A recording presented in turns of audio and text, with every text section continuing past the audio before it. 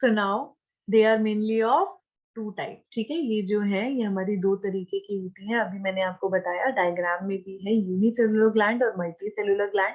जो यूनिसेलुलर होती है इसमें आइसोलेटेड ग्लैंडुलर सेल आपको मिलेगी। गॉबलेट सेल इसका एग्जांपल है। एलिमेंट्री कैनाल में बेटा गॉबलेट सेल्स पाई जाती हैं। कैसी होती है गॉबलेट सेल? देखिए इस तरीके की होती है goblet cell.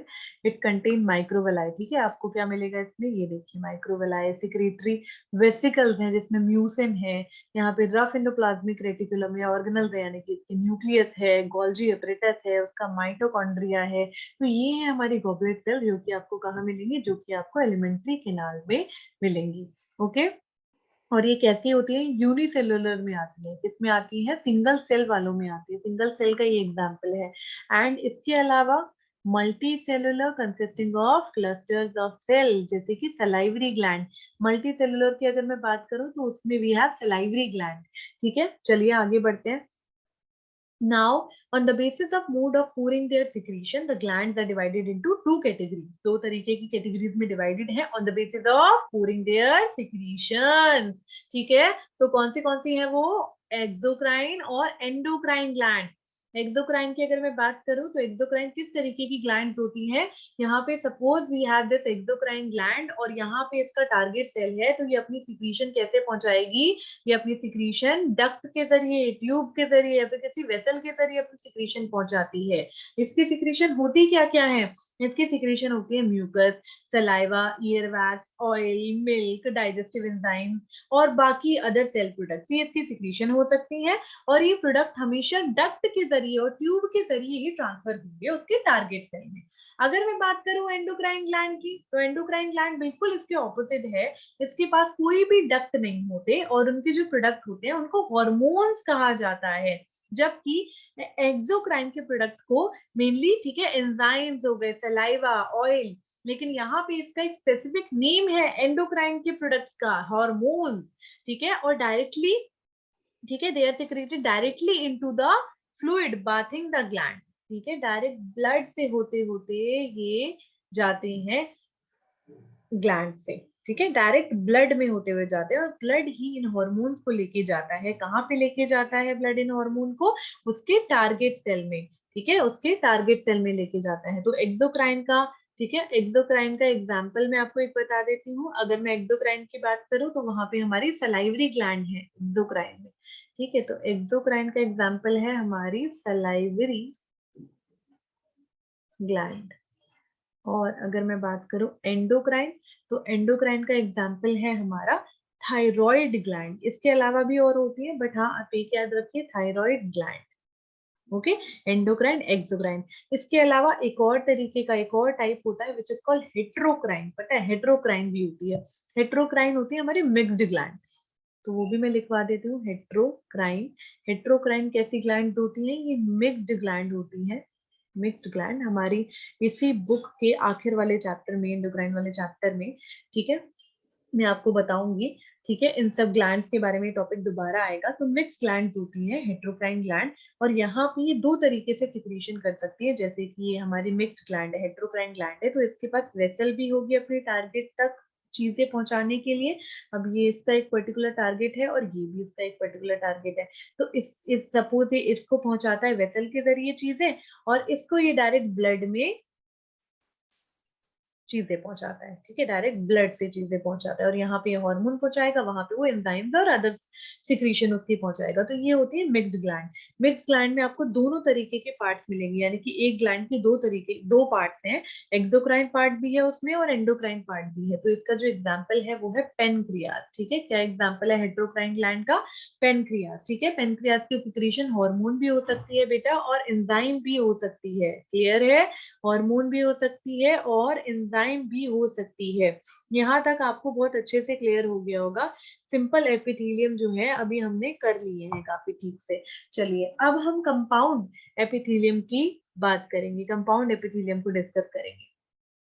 Compound epithelium is made of more than one layer. एक लेयर से ज्यादा के बने होते हैं, यानी कि मल्टी लेयर होते हैं, ठीक है। एक लेयर से ज्यादा लेयर से बने होते हैं। सेल्स की जो लेयर्स है ना, अभी मैंने सिंगल लेयर ऑफ सेल आपको बताया था सिंपल वाले में, लेकिन यहाँ पे मल्टीपल लेयर्स हैं सेल्स की। Okay, and has a limited role in secretion और एब्जॉर्प्शन। सिक्रीशन और एब्जॉर्प्शन में इनका कैसा रोल होता है?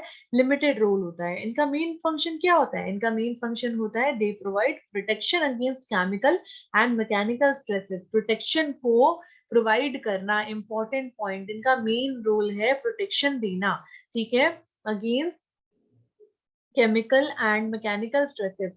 They cover the dry surface of the skin. Skin के dry surface को cover करते हैं mainly, ठीक है, the moist surface of buccal cavity और pharynx में inner lining of duct of salivary gland and of pancreatic duct. तो इधर इन सारी जगहों पे आपको कंपाउंड एपिथेलियम मिलेंगे। ओके, कंपाउंड एपिथेलियम में जैसे कि अभी डिस्कस हुआ कि मल्टी लेयर्स होती हैं, तो थोड़ा सा चलो हम भी इसके बारे में आपको बता देते हैं, है ना, कि किस तरीके से। जैसे कि बच्चे इसमें लेयर्स होती हैं। Here we have outer layer. This is the outer layer. Okay, and this particular layer is the inner layer, है ना, ये इनर लेयर है। तो ये जो आउटर लेयर होती है ना, हमेशा इसकी वो लेस एक्टिव मानी जाती है, कि ये लेस एक्टिव होती है। और जो इसकी इनर लेयर होती है ना, इसमें हम कहते हैं कि ये ज्यादा एक्टिव सेल्स रखती है, इसमें ज्यादा एक्टिव सेल्स रखती है। तो लेस एक्टिव वाली कौन सी सेल्स होती हैं? क्या बताया था मैंने अभी? स्क्वेमोस, ठीक है, मेनली यहाँ पे आपको स्क्वेमोस मिलेगा लेस एक्टिव में, ठीक है। जबकि मैं एक्टिव की बात करूं तो एक्टिव हमारी होती है कॉल्यूमनर और क्यूबॉइडल, कॉल्यूमनर और क्यूबॉइडल। ओके, तो ये है हमारी मल्टी लेयर्ड, है ना, मल्टी लेयर्ड है। और ये है हमारा कंपाउंड एपिथेलियम, ठीक है, कंपाउंड एपिथेलियम। अगर मैं स्ट्रेचिंग एबिलिटी की बात करूं, स्ट्रेचिंग एबिलिटी के बेसिस पे ट्रांजिशनल एपिथेलियम आते हैं इसके अंदर और स्ट्रेटिफाइड एपिथेलियम आते हैं। मतलब इसके अंदर दो तरीके के एपिथेलियम आते हैं बेटा, ट्रांजिशनल एपिथेलियम और स्ट्रेटिफाइड एपिथेलियम। जो ट्रांजिशनल एपिथेलियम होते हैं बेटा वो स्ट्रेचेबल होते हैं, और जो स्ट्रेटिफाइड एपिथेलियम होते हैं वो नॉन स्ट्रेचेबल होते हैं, ठीक है। तो आई होप आपको ये क्लियर हो गया होगा। चलिए आगे बढ़ते हैं, और क्या लिखा है यहाँ पे? All cells in epithelium are held together with little intercellular material in nearly all animal tissue. Specialised junction provide both structural and functional link between its individual cell, ठीक है। तो ये क्या कह रहा है कि सारे एनिमल टिश्यू में कुछ स्पेशलाइज्ड जंक्शन होते हैं जो कि एक स्ट्रक्चरल और फंक्शनल लिंक प्रोवाइड करते हैं इंडिविजुअल सेल्स के बीच में।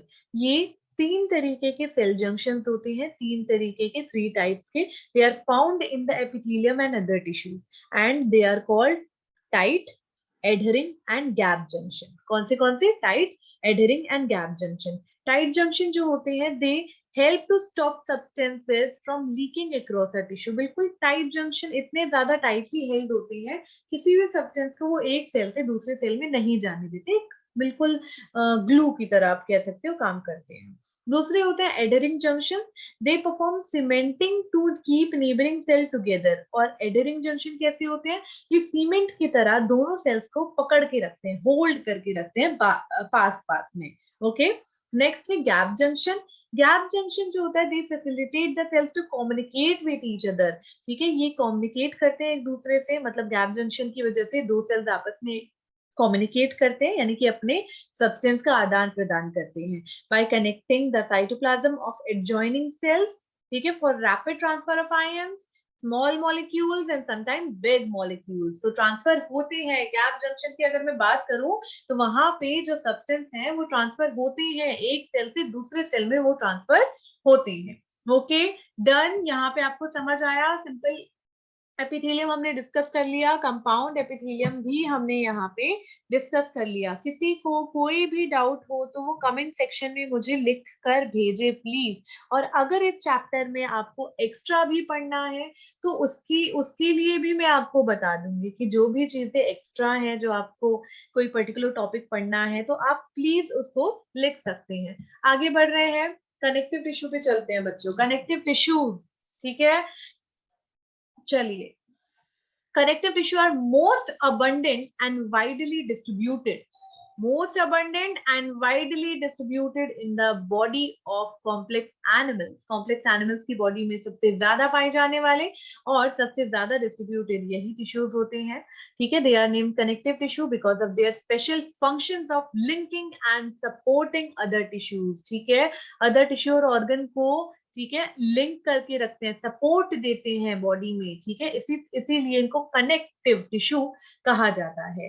दे range from soft connective tissue to specialised type, ठीक है. सॉफ्ट से स्पेशलाइज्ड टाइप आपको ये मिलेंगे, which include cartilage, bone, adipose and blood, ठीक है. इसमें आपको कार्टिलेज, बोन, एडिपोज और ब्लड ये सब मिलेगा. चलिए थोड़ी सी बात मैं कर लेती हूँ इसके बारे में कि एक्स्ट्रा आपको क्या जानने की जरूरत है इसमें. देखो बच्चे, आप इसका कनेक्टिव टिश्यू की अगर मैं बात करूं तो सबसे पहले हमारे ओ हार्टविग आते हैं. एक साइंटिस्ट का नाम है इनसे related, O Hartwig.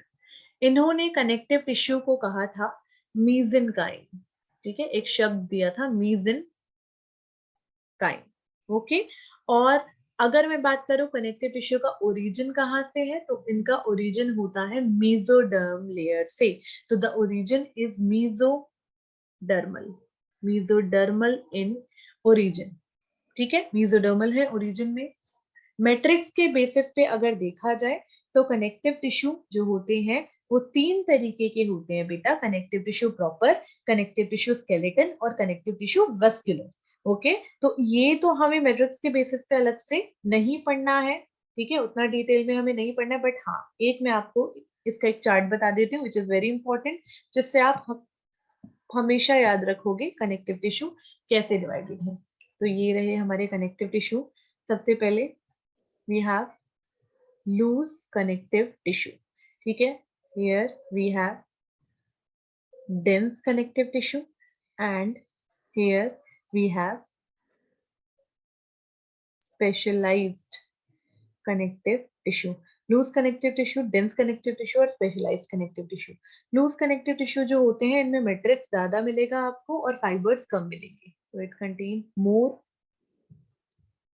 Matrix and less fibres.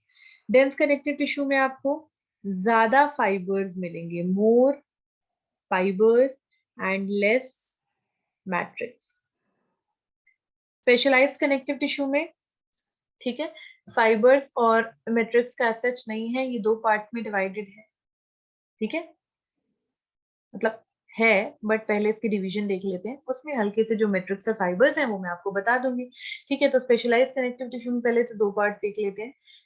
Here we have skeletal connective tissue और फ्लूइड कनेक्टिव टिश्यू, ठीक है. तो स्केलेटल कनेक्टिव टिश्यू है हमारे पास यहाँ पे और फ्लूइड कनेक्टिव टिश्यू है, ठीक है. स्केलेटल कनेक्टिव टिश्यू और फ्लूइड कनेक्टिव टिश्यू. चलिए ये इसका हो गया ऊपर ऊपर से डिवीजन. अब हम आगे बढ़ेंगे, ठीक है, और इसको देखेंगे फर्दर.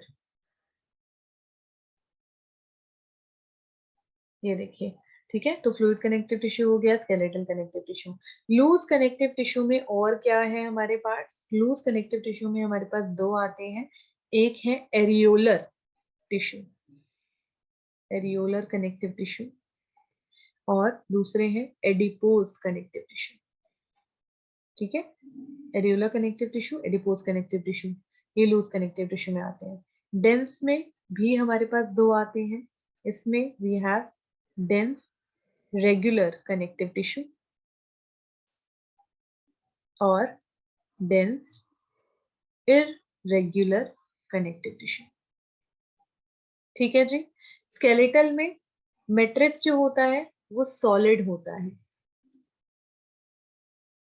कैसा होता है? सॉलिड होता है.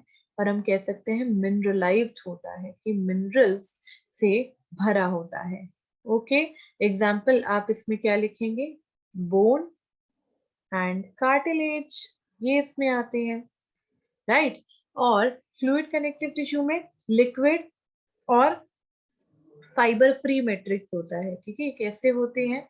ये लिक्विड फॉर्म में आपको मिलेंगे और the matrix is fibre free.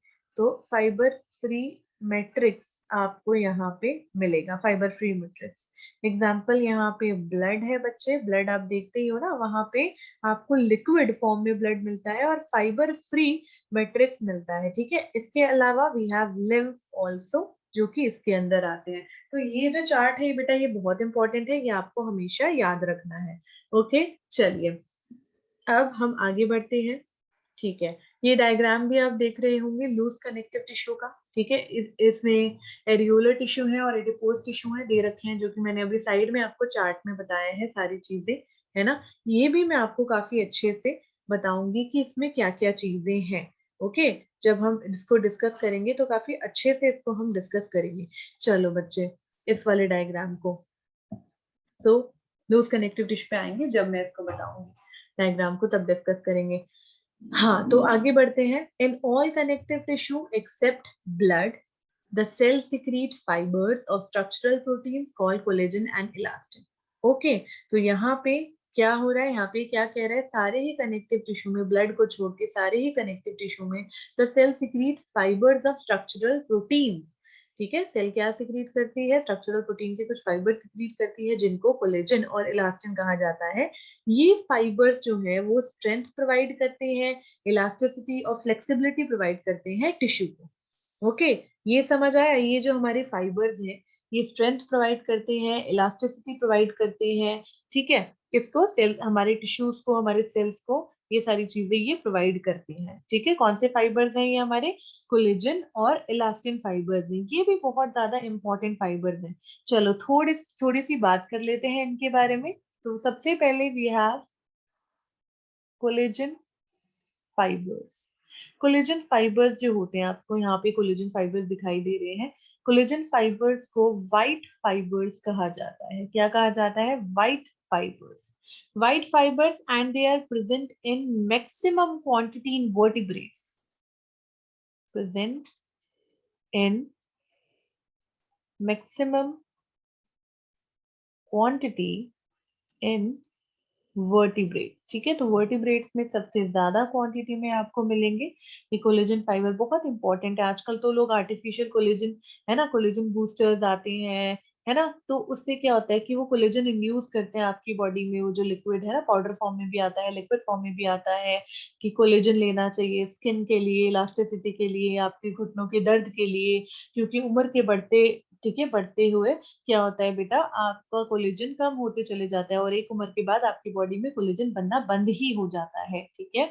सो इस तरीके के होते हैं ये। और कैसे होते हैं बेटा, ये वेवी होते हैं और टफ होते हैं। कैसे होते हैं, वेवी है, टफ है।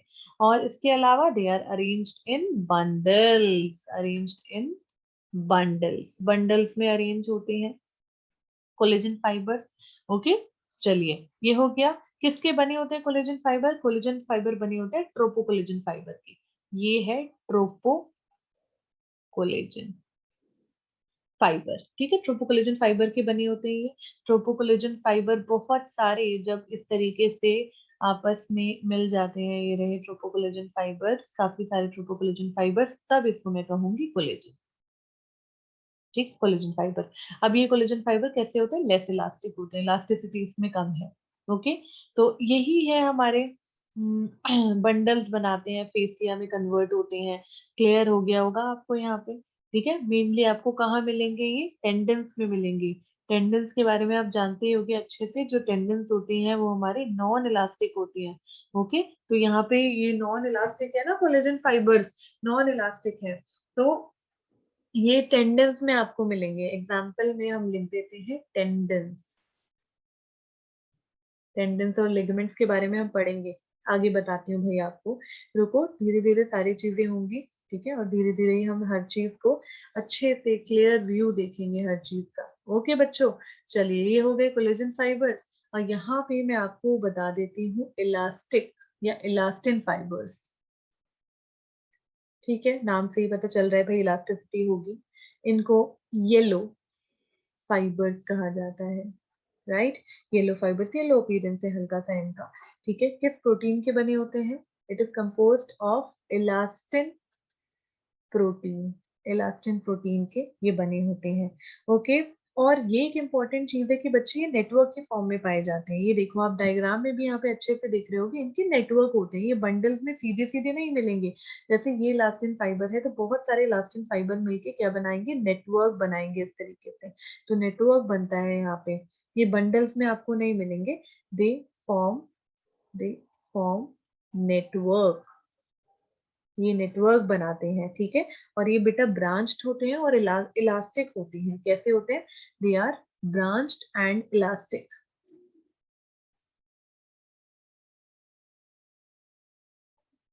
इलास्टिक होते हैं, ब्रांच होते हैं, इलास्टिक होते हैं। They are highly resistant to chemical, ठीक है। डाइजेशन इनका आप ट्रिप्सिन से कर सकते हो, ठीक है, ट्रिप्सिन से इनका डाइजेशन हो जाता है। और जब आप इनको बॉईल करोगे तो ये डिजोल्व भी हो जाते हैं, तो काफी सही है ये वाले। कहाँ पे आपको ये मिलेंगे, एग्जाम्पल्स इनके देख लेते हैं। तो इनके एग्जाम्पल्स हैं, ये आपको मिलेंगे एपीग्लॉटिस में, एपीग्लॉटिस में आपको मिलेंगे, यूस्टेशियन ट्यूब्स में आपको ये मिलेंगे। ओके, तो कोलेजन फाइबर्स और इलास्टिन फाइबर्स के बारे में डायग्राम में काफी अच्छे से देख सकते हो। बहुत इंपॉर्टेंट डायग्राम है ये हमारा, ठीक है। इसमें आप देखो, यहाँ पे इन्होंने कोलेजन फाइबर बताए हैं, ठीक है। डेंस रेगुलर और डेंस इरेगुलर में यहाँ पे इन्होंने कोलेजन फाइबर बताए हैं, ठीक है। ये नीचे वाला डायग्राम इलास्टिन का नहीं है, ये दोनों ही कोलेजन फाइबर्स बताए हैं बच्चे यहाँ पे, ठीक है। इसमें डेंस रेगुलर और डेंस इरेगुलर बताया है। चलो कोई बात नहीं, आगे डेंस रेगुलर डेंस इरेगुलर करेंगे तब मैं आपको इसको बताऊंगी अच्छे से। तो कोलेजन और इलास्टिन के बारे में अच्छे से समझ आ गया। चलिए अब हम आगे बढ़ते हैं। These cells also secrete modified polysaccharides, ठीक है। ये सेल्स मॉडिफाइड पॉलीसेकेराइड्स को भी सिक्रीट करती हैं, जो कि एक्युमुलेट हो जाती हैं सेल्स के बीच में। And fibres and act as a matrix ground substance, ठीक है, मैट्रिक्स की तरह बिहेव करते हैं वो चीज, तो ये मैट्रिक्स भी सिक्रीट करते हैं, ठीक है। ये जो सेल्स होते हैं इसके मैट्रिक्स भी सिक्रीट करते हैं। Connective tissue classified into 3 types, loose connective tissue है, डेंस कनेक्टिव टिश्यू है और स्पेशलाइज्ड कनेक्टिव टिश्यू है। Loose connective tissue, dense connective tissue और स्पेशलाइज्ड कनेक्टिव टिश्यू। सबसे पहले हम बात करते हैं लूज कनेक्टिव टिश्यू की। लूज कनेक्टिव टिश्यू बहुत इंपॉर्टेंट है और बहुत ही इंटरेस्टिंग भी है बच्चे, आपको काफी अच्छे से समझ आएगा लूज कनेक्टिव टिश्यू। इसमें हमारे डेंस रेगुलर आते हैं, डेंस इरेगुलर आते हैं, ठीक है। सॉरी इस वाले में नहीं आते, इसमें हमारे एडिपोज आते हैं, रियूलर आते हैं, कहाँ मेरा दिमाग है।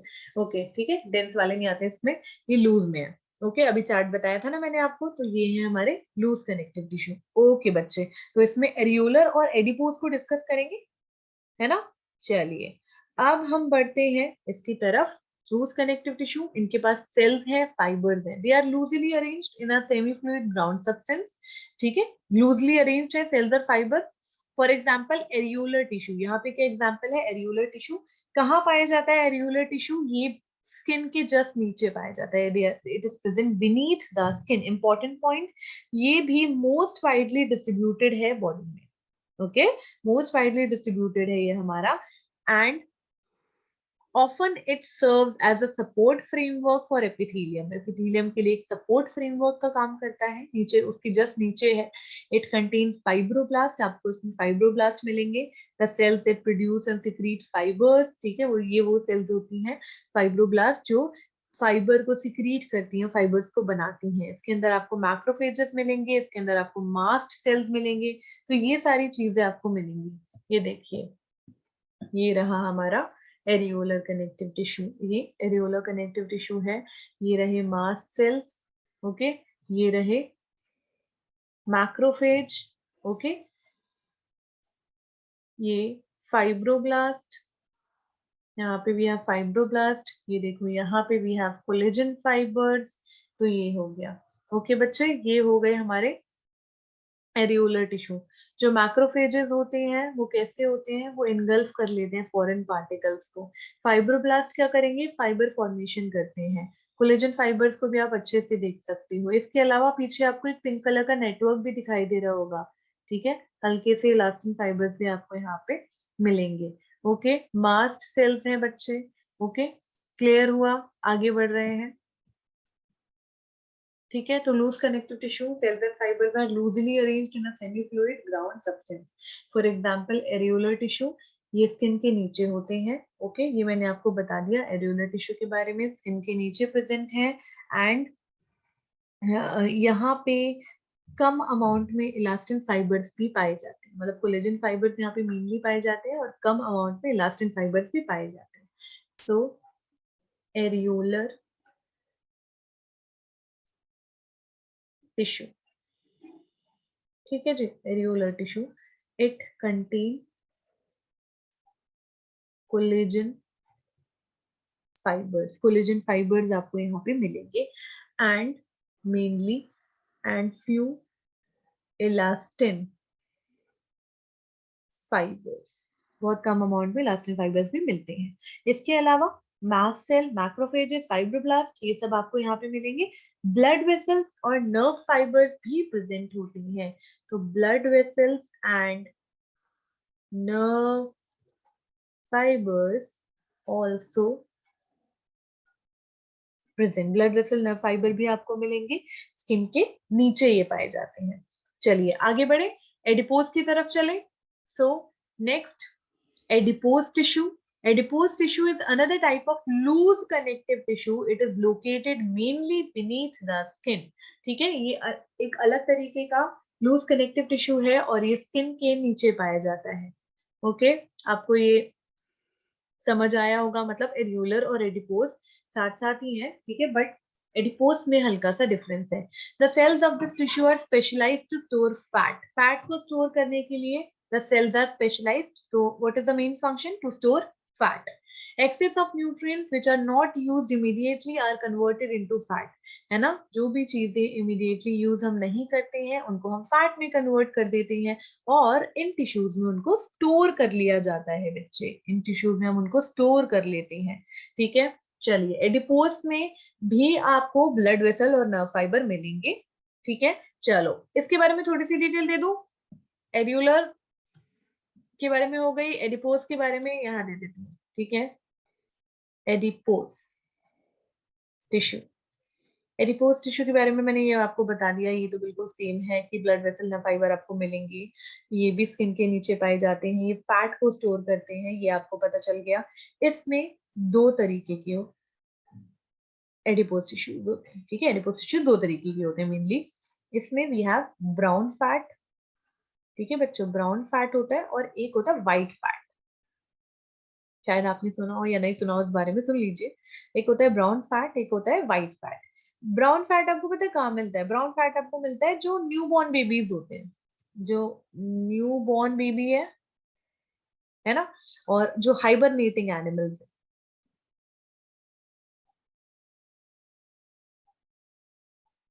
एनिमल्स, ठीक है, तो न्यू बॉर्न बेबी में और हाइबरनेटिंग एनिमल्स में आपको ब्राउन फैट मिलेगा। व्हाइट फैट आपको पता है कहाँ मिलता है? ये मिलता है आपको वेल के ब्लबर में, वेल के स्किन में basically. So the blubber of well, काफी फैटी स्किन होती है ना वेल की, तो उसको ब्लबर कहा जाता है। एंड कैमल के हम्प में भी आपको मिलता है, हम्प ऑफ कैमल, यहाँ पे व्हाइट फैट आपको मिलेगा। ठीक है, what is the difference? Brown fat जो होता है उसमें ज्यादा माइटोकॉन्ड्रिया आपको मिलेंगे और उसमें मल्टीलोक्यूलर एडिपोसाइट्स पाए जाते हैं। एडिपोसाइट्स क्या है? एडिपोस टिश्यू की सेल्स को एडिपोसाइट्स कहा जाता है। ठीक है, तो उसमें मल्टीलोक्यूलर, बहुत सारे लोक्यूल्स में आपको एडिपोसाइट्स मिलेंगे and it contain more mitochondria. ठीक है, इसमें ज्यादा माइटोकॉन्ड्रिया आपको मिलेगा। व्हाइट फैट में मोनोलोक्यूलर एडिपोसाइट्स होते हैं, सेल्स में एक एक लोक्यूल मिलेगा आपको इन व्हाइट फैट की सेल्स में, और इट कंटेन लेस माइटोकॉन्ड्रिया।